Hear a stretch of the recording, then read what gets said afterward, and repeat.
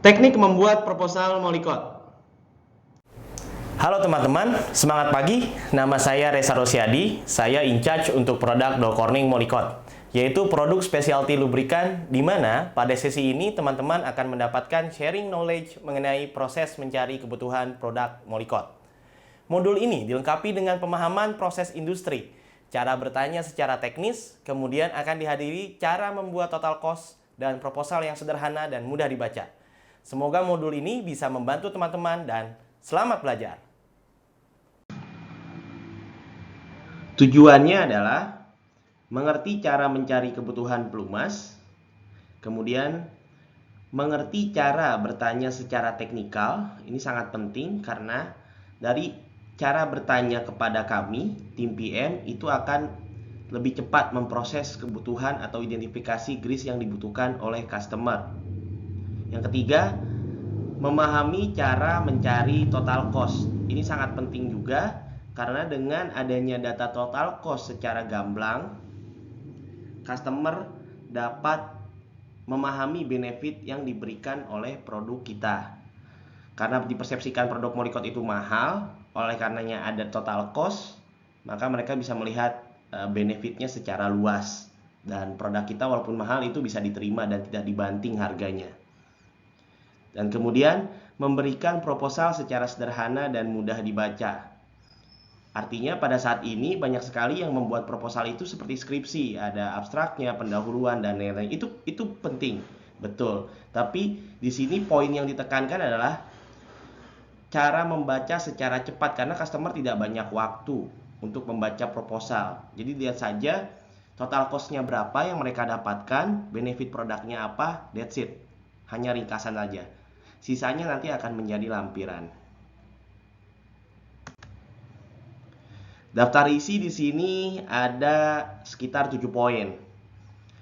Yaitu proses mencari kebutuhan, yang kedua proses industri, yang ketiga pertanyaan teknis, yang keempat konsep pertanyaan teknis, yang kelima menghitung total cost, caranya seperti apa ya, kemudian ringkasan membuat proposal, yang terakhir adalah ringkasan dari materi yang disampaikan pada saat ini. Kita masuk ke proses mencari kebutuhan.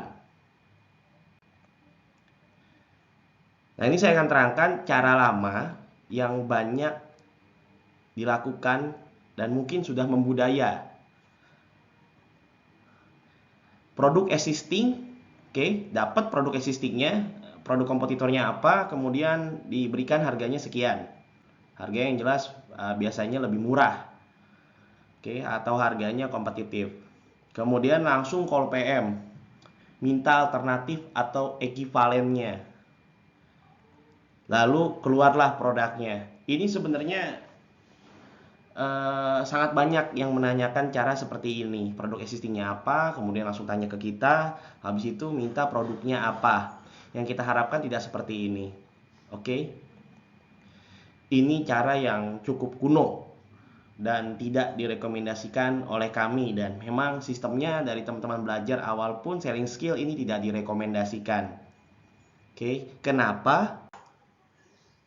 Sebenarnya cara jualannya, cara lama adalah identik dengan cara jualannya sales panci, yaitu pancinya banyak tinggal dicari aja yang paling murah yang mana, maka itu yang akan laku. Oke, saya yakin lah sales-sales Eon itu tidak seperti sales panci, di mana tinggal ngajuin aja harganya berapa, cari yang murah, kemudian jualan.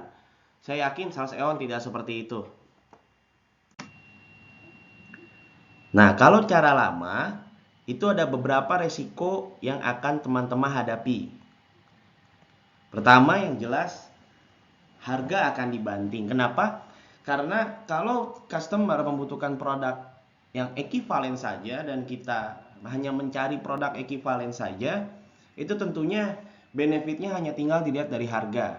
Kalau harganya agak murah sedikit, pasti mereka akan ambil. Suatu saat, ya, pada saat semester depan mungkin ada cost efisiensi dari customer, itu mereka akan menurunkan harga dan harga lama-lama akan dibanting. Nah, ini tentunya tidak ada benefitnya sama sekali. Oke. Kedua, resiko failure itu akan sangat tinggi. Kenapa? Karena kita tidak mencari sesuai kebutuhan. Bisa jadi produk existing yang digunakan oleh customer itu tidak sesuai LETS-nya. Teman-teman sudah pelajari tadi LETS itu apa? Oke. Jika LETS-nya itu tidak sesuai, bisa jadi produk existing yang dipakai oleh customer memang banyak masalah. Misalnya grease-nya sering keras, tidak tahan panas. Oke, sering lumer misalnya. Nah, kita memberikan produk existing yang tidak sesuai dengan LETS atau kondisi kerja atau benda kerja di lapangan. Itu tentu bermasalah. Artinya masalah tersebut tidak akan hilang. Ketiga, tidak ada benefit sama sekali. Artinya kita tidak bisa memunculkan benefit produk yang berbeda dari produk existing. Karena itu tadi hanya melihat ekivalen saja atau kesamaan dari produk sebelumnya. Yang keempat, tentunya kalau hanya harganya saja yang dilihat, tentunya produk yang kita propose itu mudah digeser oleh kompetitor.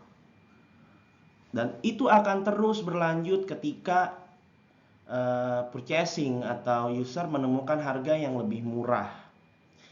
Notabene-nya adalah pada kondisi saat ini, customer yang sedang membutuhkan cost saving yang sangat tinggi, tentunya mereka akan melihat dari segi total cost dan mencari produk yang memiliki benefit yang cukup signifikan. Produk yang benefitnya tinggi tentunya akan memberikan cost saving yang cukup signifikan dan itu akan membawa cost saving. Tentunya harganya secara total cost akan lebih kompetitif. Nah, masuk ke cara baru, teman-teman yang pertama kali kita tetapkan adalah harus mengerti kebutuhannya. Mengerti kebutuhan di sini berarti mengerti proses kerja dari benda tersebut. Mudah sekarang mencari proses kerja benda itu bisa dilihat dari YouTube atau Google.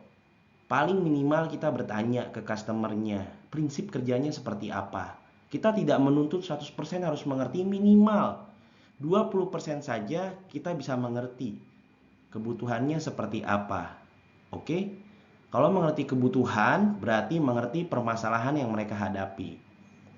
Di balik ke belakang lagi, sebelum mengerti benda kerja, kita harus tahu proses kerja industri tersebut.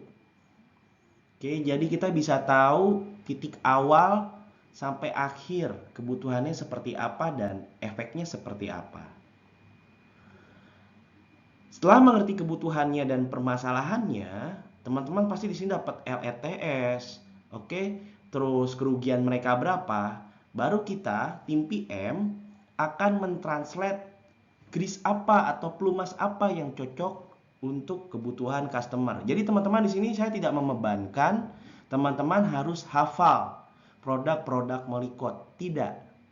Tapi kita hanya meminta tolong kepada teman-teman untuk mencari data selengkap-lengkapnya di lapangan dengan mengerti kebutuhan mereka dan permasalahan mereka. Dari informasi tersebut, kita baru bisa mentranslate kebutuhan apa atau kebutuhan pelumas apa yang cocok untuk customer. Nah, hal ini akan membawa best recommend produk yang cocok sesuai kebutuhan mereka dan ini resiko failure-nya akan kecil. Tentunya benefitnya akan mereka dapatkan, total cost pun akan mereka dapatkan. Oke. Efeknya apa?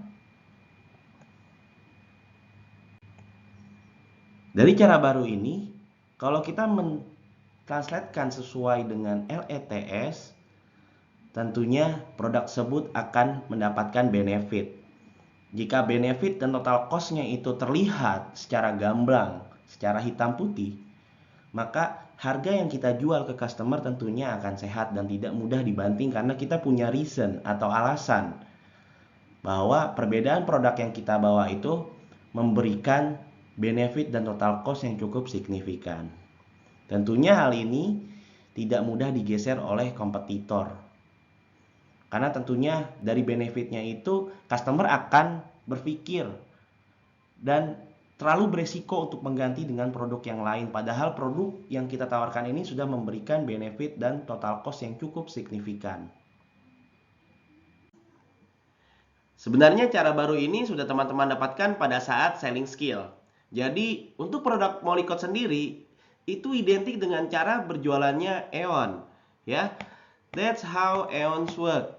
Jadi nggak ada cara-cara jualan seperti sales panci, cari yang murah kemudian jualan. Kita Aeon, kita itu mencari kebutuhan berdasarkan problem, oke? Jadi ada hal teknisnya, ada problemnya, dan bagaimana kita sejauh mana bisa membantu customer dari sisi total cost, sehingga kita membantu dan mendukung mengenai cost savingnya mereka dan mendapatkan produk yang berkualitas dan bertanggung jawab. Ya, itulah cara Aeon.